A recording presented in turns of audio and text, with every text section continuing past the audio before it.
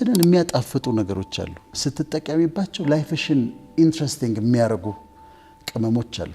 እኔ በግሌ የምጠቀምባቸው ህይወቴን ለማጣፈጥ ተጠቅሚባቸው የሰሩልኝ ነገሮች ነው። በምድር ላይ በጣም ደስተኛ ከሆኑ ሰዎች አንዱ እኔ ነኝ። ታውቂያለሽ፣ በጠዋት ማታ ደስተኛ ነኝ። በጣም ደስተኛ ነኝ እና ደስተኛ የሚያደርጉኝ የሰሩልኝ ነገሮች የህይወት ማጣፈጫ ቅመሞች ነው የምንካፈለው። አንደኛው ሴራኒቲ ነው። በአብዛኛው ከፔሽንስ ጋር ከትዕግስት ጋር ይያያዛል። መታገስ፣ ታግሰሽ ማሳለፍ፣ ቶለሬት ማድረግ። አንዳንድ ጊዜ ታግሰሽው ሲያልፍ እንዴት ደስ ይላል። አንዳንድ ሁኔታዎችን በቃ ታግሰሽ፣ ለምሳሌ መልስ ልትሰጪ ብለሽ ስታልፊ እንዴት አይነት የሚሰማሽ የአሸናፊነት ድል። አሁን አንዳንድ ሰዎች ያጋጥሙሻል ሚዲያ ላይ ምናምን ዝም ብለው ተነስተው የሚወርዱብሽ እና መልስ መስጠት አቅቶሽ አይደለም፣ መናገር አቅቶሽ አይደለም፣ ግን እስቲ ልታገስቲና ታግሰሽ ያልፋል። አልፈሽዋል። በጣም ደስ ይላል። የቀድሞ ጠቅላይ ሚኒስትር መለስ ዜናዊ ከቃለ መጠይቃቸው በጣም ማስታውሰውን አንድ ነገር ልንገርሽ። አንድ ቀን እንትን ነበረ፣ ይሄ ፎርማል ሳይሆን ጋዜጠኛው ስለ ህይወታቸው ይጠይቃቸዋል። ስለ ባለቤታቸው፣ ስለ ኑሯቸው ምናምን ይጠይቃቸዋል። እንግዲህ መለስ ዜናዊ ሜዲካል ስኩል ተማሪ ነበሩ። እኛ ትምህርት ቤት ነበሩ፣ ጥቁር አንበሳ። ድሮ ከኛ በፊት ነው፣ በጣም ሲኒየር ናቸው። ከዛ ወጥተው ነው፣ ከዛ ጦር ሜዳ አሳልፈዋል። ከዛ መጥተው ፕሬዚደንት ሆነዋል። ከዛ ጠቅላይ ሚኒስትር ሆነዋል። ጋዜጠኛው የጠየቃቸው ይሄን ሁሉ ያሳለፉትን ሰው ህይወት ምን አስተማረቾት ብሎ ጠየቃቸው። ህይወት ምን አስተማረቾት? ከዛ መለስ ዜናዊ በደንብ አሰቡና አንድ ቃል ነው ያሉት፣ ትዕግስት። ህይወት ምን አስተማረቾት? ከህይወት ምን ተማሩ? ትዕግስት። እችን አረሳት። ከዛ ሁሉ ላይፍ ኤክስፒሪየንስ አንድ ነገር የተናገሩት ትዕግስት። ህይወት ምን አስተማረ? ትዕግስት። ስታልፊው በጣም ደስ ይላል። አሸንፈሽ ስታልፊ በጣም ደስ ይላል። አንዱ የትዕግስት ክፍል አንዳንዱን ነገር በቃ ንቀሽ ማለፍ መቻል አለብሽ። ንቀሽው ልታልፊ ይገባል። ቦታ ልትሰጪው አይገባም። እና ንቆ ማለፍ። ያለ ምክንያት የሚጣላሽን ሰው ታስቢውና ትተሽው ታልፊያለሽ። አንድ ነገር ልንገርሽ ፍቅር፣ እኔና አንቺ ስንሰራ ከተናደድኩብሽ ስለማከብርሽ ነው። ምናደድብሽ ስለማከብርሽ ነው። እውነቴን ነው። ከተቆጣሁሽ ስለምወድሽ ነው። ምናደድብሽ ስላከበርኩሽ ነው።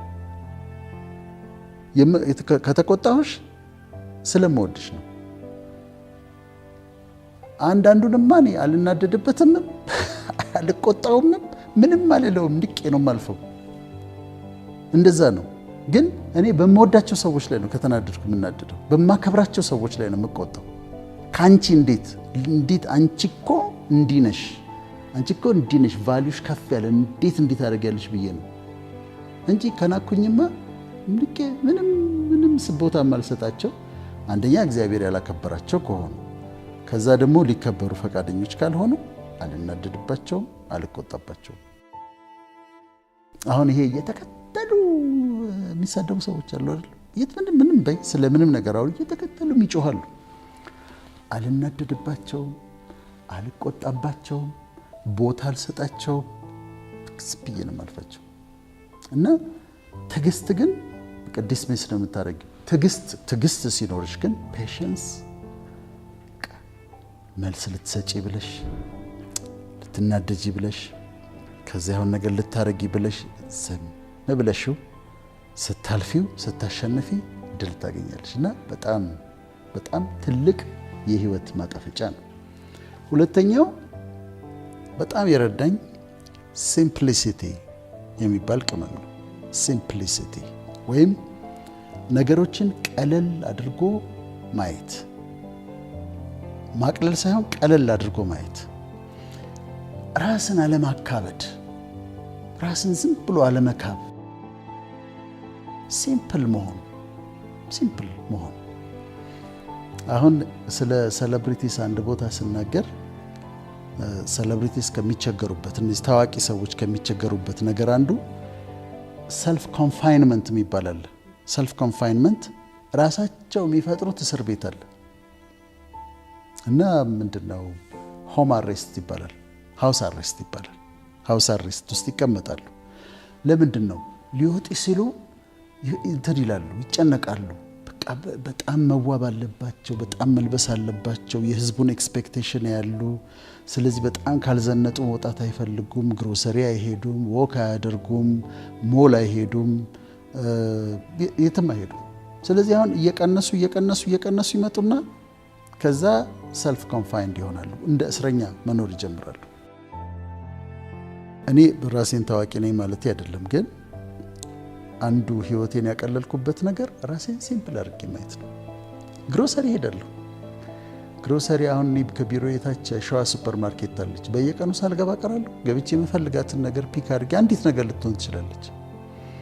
አሜሪካ ያለው እነዚህ ትላልቅ በጣም ዲስቲንጉሽድ የሆኑ ፕሮፌሽናል ነጮች ሆነው ግሮሰሪ ገብቶ 2 ድንችና 2 ሽንኩርት ገዝቶ ይወጣል። ትልቅ እንትን ስቶር ገብቶ የፉድ ስቶር ገብቶ 2 ሽንኩርት 2 ድንች ገዝቶ ይወጣል። እኔ ግሮሰሪ ገባለሁ፣ እወጣለሁ። ስታልፊ ደግሞ ይሄ መንገድ ዳር ያሉ ግሮሰሪዎች አሉ ሰፈር ውስጥ፣ እሱ እንደዛ 1 ኪሎ ሎሚ ያቀብለኝ ይላል፣ 1 ኪሎ ቲማቲም ያቀብለኝ ይላል። ሲጋራ አልጠየቁት አይደለም፣ ንጹህ ነገር ነው። ስለዚህ ምን ችግር አለ? ሰዎች ሊኖሩ ይችላሉ። እና ራሴን ሲምፕል ማድረግን እለማመዳለሁ በላይፍ ስታይል። ስለዚህ በህዝቡ መካከል ነው የምመላለሰው፣ ወክ አደርጋለሁ፣ ሰላም ካሉኝ ሰላም እላለሁ። ሰልፊ ሰልፊ ተነስቼ እሄዳለሁ። ታትስ ኦኬ። ሲምፕል ማድረግ ህይወትን ያጣፍጣል። ስልክ ሰዎች ሲደውሉ እኔ ጋ አላካብድባቸው።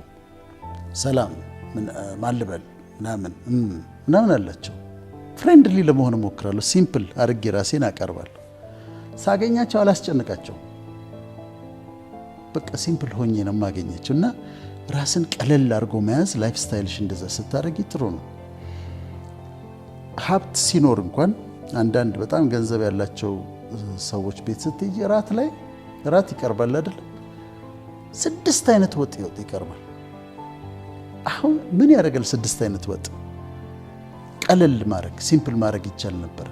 ዝም ብሎ ሽሮ፣ ጎመን እንደዚህ ቀለል ማድረግ ላይፍ ስታይሉ ማቅለል።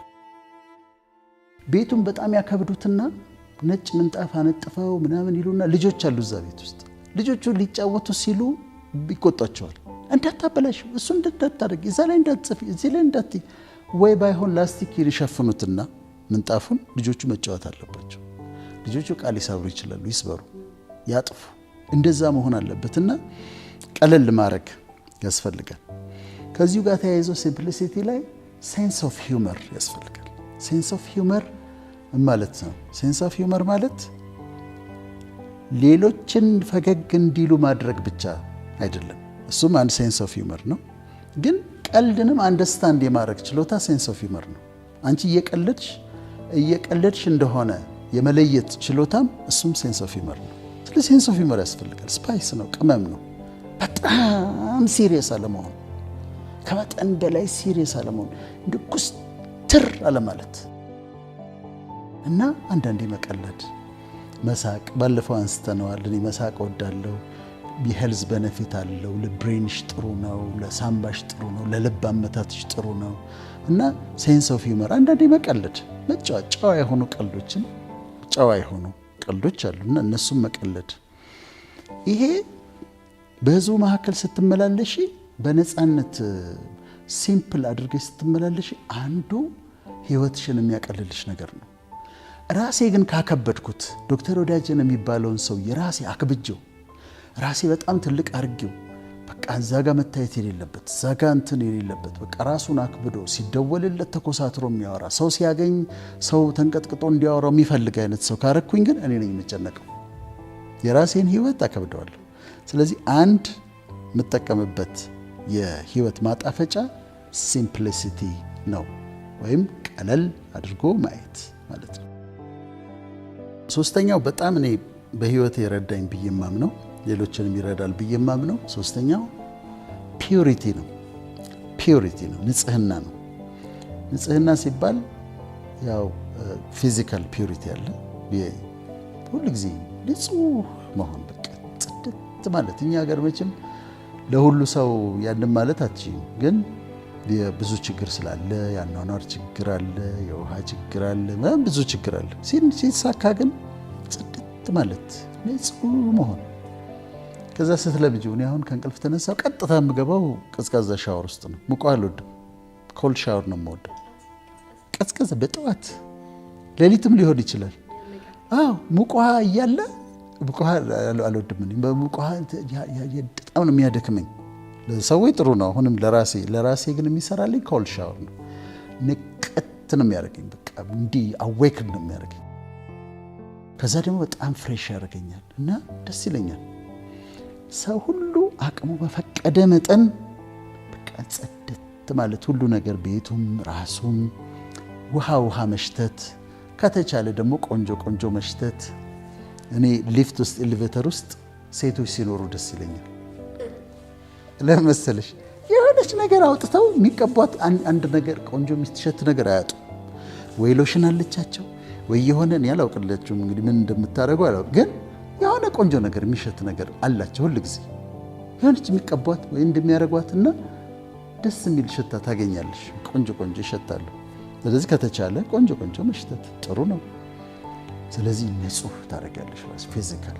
ከዛ ሜንታሊ ፒዩር ታደርጊ። ሜንታል ፒዩሪቲ ደግሞ አለ።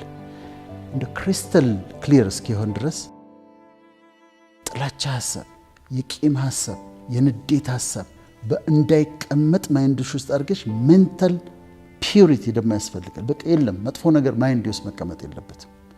አይመጣም አይደለም ይመጣል፣ ግን አላስቀምጠው። አትቀመጥም ነው የምለው። የሆነ ሀሳብ ሲመጣ እና ድዌል ማድረግ መቆየት ሲፈልግ አላስቀምጥህም ነው። እኔ ማለት አላስተናግድህም። እንትና እንዲያርጓል ደግ አደረገ፣ ዞር በል ከፊቴ፣ ካሜራ ውስጥ ውጣ። እቺን ሜንታል እንትኔን ፒዩሪቲን ለመጠበቅ እሞክራለሁ እና ንጹህ እንዲሆን ትሞክሪያለሽ። በመንፈስም ንጹህ ህይወት ለመኖር ትሞክሪያለሽ። አዋዋሌ ንጹህ እንዲሆን የሚያዋርደኝ ቦታ መገኘት የለብኝ። ለምሳሌ መጠጣት ከዛ መስከር ውርደት ውስጥ ነው የሚከተኝ። እኔ እንደዚህ እላለሁ፣ ይኸውልሽ እግዚአብሔር ፍቅርን ሰጠ። አሁን ባለፈው ስንል ነበር ሮማንቲክ የሆነ ፍቅር አለ አይደል? በወንድና በሴት የእግዚአብሔር ስጦታ ነው። በጣም የሚያስደስት ነው። የእግዚአብሔር ስጦታ ነው። እግዚአብሔር ሮማንስን ሰጠ፣ ንጹህ የፍቅር ግንኙነትን ሰጠ። ሰይጣን ዝሙትን፣ መዳራትን፣ ከጋብቻ ውጭ መቅበጥም ጨመረበት። እግዚአብሔር የሰጠው ምንድነው? ንጹህ ሮማንስ። ሰይጣን ምን አመጣ? ዝሙት፣ መዳራት፣ ከጋብቻ ውጭ መቅበጥ፣ ውሽማ ማስቀመጥ። ሰይጣን ደግሞ መጣና ጨመረበት። ወይን ፍሬውን እግዚአብሔር ሰጥቷል።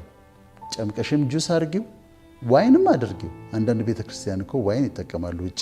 ታትስ ኦኬ። ግን ዋይንን እግዚአብሔር ሰጠ።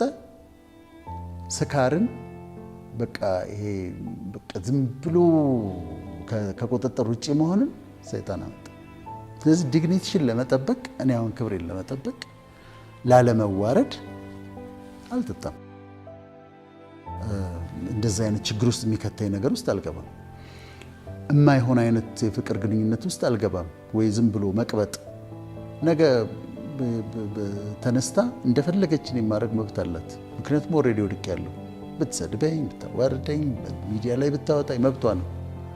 ስለዚህ ክብርን በዛ መንገድ ትጠብቂያለሽ። ከዛ ፒዩሪቲ ትጠብቂያለሽ። ንጹህ የሆነ ሰው፣ ንጹህ የሆነ ባል፣ በቀኑን ሙሉ በንጽህና የሚያሳልፍ ሰው ማታ ሲገባ ሸሚዙን ሊፕስቲክ ነክቶበት እንደሆነ ወይ ያልነካበት እንደሆነ ቼክ ማድረግ አይጠበቅበትም። እንዴት እንደዋለ ያውቃል። በንጽህና ነው። እሺ እኔ ስልኬን እዚህ ረሳሁት፣ ፓስወርድ የለውም። አንቺ ይዘሽልኝ ሄድሽ ቤት ነገ ልትሰጪ። ማታ ቁጭ ብዬ ጭንቀት አይዘኝም። ገብታ ብታይ ስልኬን ሌላ ሴት ብትሆን የማይሆን ቴክስት አታገኝም። የታየ ሂስትሪ መጥፎ ነገሮች ስልኬ ላይ አታገኝም። ስለዚህ ምንም ትቼው መሄድ እችላለሁ። ለዚህ ነው ቤት ውስጥም ባል ስልኩን ቢያስቀምጥ ንጹህ ከሆነ ነው ፕሮብሌም። በፒዩሪቲ ከዋለ እሷ ከሆነ ስልኳን ፊት ለፊቱ ቢቀመጥ ምንም ያስፈራት ነገር የለም። በንጽህና ነው ያለችው። ፒዩሪቲ ህይወትሽን ያቀልሻል፣ ከጭንቀት ይጠብቅሻል።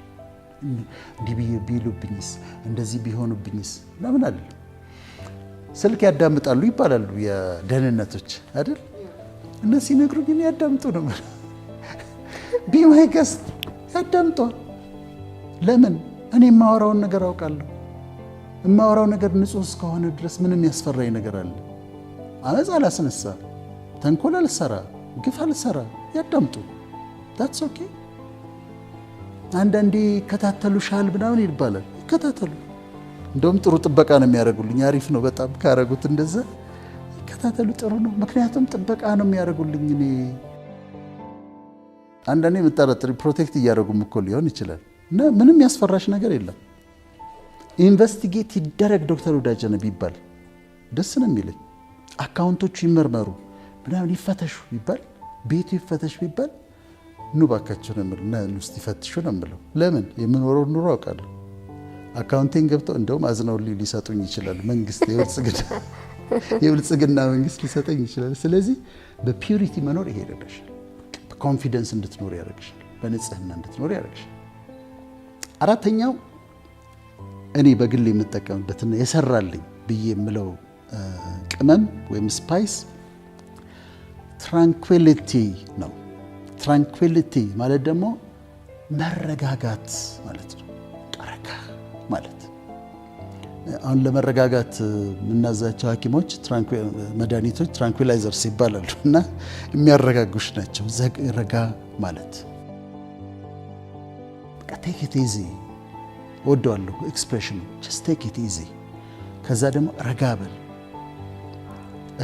ጊዜ ውሰጂ፣ ተንፍሺ። በጣም ወደ ውስጥ አየር አስገቢና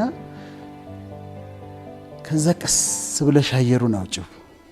ሪላክስ አድርጊ፣ ነርቨስ አትሁኚ፣ ተረጋጊ፣ ተረጋጋ። ይኸውን የምጠቀምበት እኔ ቅመሜ ነው። ተረጋጋ። ምንም የሚያጣድፍ ነገር የለም። ሰዎች አንድ ነገር ካሉሽ መልስ ለመስጠት ቶሎ አትቸኩይ።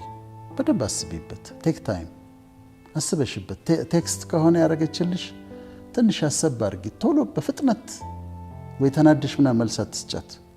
ጀስት ቴክ ታይም፣ ተረጋጊ። ቴክ ኢት ኢዚ፣ ቀስ ማለት በኋላ ይቅርታ ከመጠየቅ ይረዳል። ምን ይባላል መሰለሽ? ሄስት ኢዝ ኦፍ ዘ ደቭል ይባላል። ሄስት ኢዝ ኦፍ ዘ ደቭል ይባላል። ጥድፊያ የሚባለው ነገር ከሰይጣን ነው ይባላል። ይሄ ተጣድፈሽ የምታደርጊያቸው ነገሮች፣ ለስህተት የሚዳርጉሽ ነገሮች ከዛ ናቸው። እና ትንሽ ረጋ ማለት። አንድ አባባል አለ በጣም ወደው። ሰውየው ከኋላ ተቀምጧል እና ሹፌሩ እየነዳ ነው። እና ሹፌሩ ምን አለው? ቸኩሏል። ይሄ ባለስልጣኑ ቸኩሏል። እና ሹፌሩ ምን አለው? በጣም ስለምቸኩል ቀስ ብለህ ንዳ አለው። ገብቶሻል? በጣም ስለምቸኩል ቀስ ብለህ ንዳ። ምን ማለት ነው?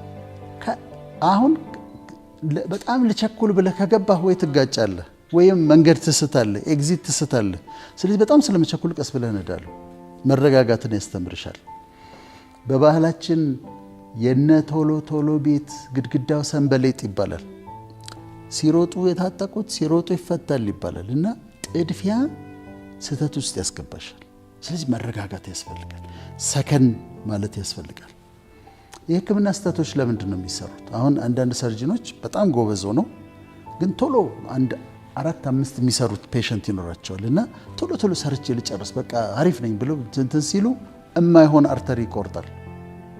ወይም ለምሳሌ የማህፀን ሰርጀሪ እየሰራ ዩሬተር የሚባለው ከኩላሊት የሚወርደው አይደለም ሽንት የሚወርድበት እሱን ይቆርጣል በስተት። ብዙ ጊዜ አሁን እኛ ጥቁር አንበሳ እያለን እንደዛ ይገጥመን ነበር። ስህተቱን የሚያመጣው ምንድን ነው? ጥድፊያ ነው። ስለዚህ መረጋጋት ያስፈልጋል። አእምሮሽን መረጋጋት፣ ይሄ ብሪዚንግ ኤክሰርሳይዝ ማድረግ፣ ካልም መሆን፣ በቃ ራስሽን እያረጋጋሽ አእምሮሽን እያረጋጋሽ አለመቸኮል፣ አለመጣደፍ ያስፈልጋል። ጊዜ መውሰድ። ውሳኔዎች ልትወስኝ ስትይ አሁን አንዳንዴ በጣም በችኮላ የጋብቻ ውሳኔ ይወሰናል እና በጣም ለምን ይቸኩላሉ? just take time፣ ጊዜ ውሰጂ፣ አስቢበት። መረጋጋት ሲያቅታቸው ሰዎች ትንፋሽ ይውሰዱ፣ ዲፕ ብሬዝ ይውሰዱ። ከዛ ቀስ እያሉ ኤክሴል ያርጉት። አሁን ኢንሄል ታደርጊያለሽ አይደለም? አየር ስታስገቢ ኢንሄል ነው የምታደርጊው። በጣም ታስገቢና ኤክሴል ስታደርጊ ደግሞ ቀስ ብለሽ ታስወጪዋለሽ። ትራንኩዊሊቲ፣ መረጋጋት በጣም ኢምፖርታንት ነው።